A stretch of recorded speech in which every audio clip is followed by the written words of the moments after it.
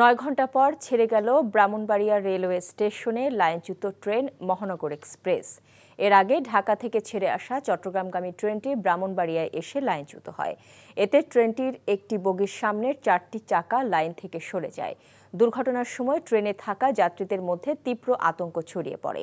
এ সময় তাড়াহুড়া করে নামতে গিয়ে বেশ কয়েকজন আহত হয়। ব্রাহ্মণবাড়িয়া রেলওয়ে স্টেশনের সহকারী স্টেশন মাস্টার সাকির জাহান জানান, ঢাকা থেকে ছেড়ে আসা মহানগর এক্সপ্রেস ট্রেন গতরাত 11টা 40 মিনিটের দিকে ব্রাহ্মণবাড়িয়া রেলওয়ে স্টেশনে প্রবেশ করার পরেই এ ঘটনা ঘটে। তবে দুর্ঘটনাটি লোপ লাইনে হওয়ায় রেলপথে ট্রেন চলাচল বন্ধ হয়নি। আপ লাইন ও ডাউন লাইন দিয়ে ট্রেন চলাচল স্বাভাবিক রয়েছে। এই ঈদে জামা জুতো অ্যাক্সেসরিজের ডিসকাউন্ট।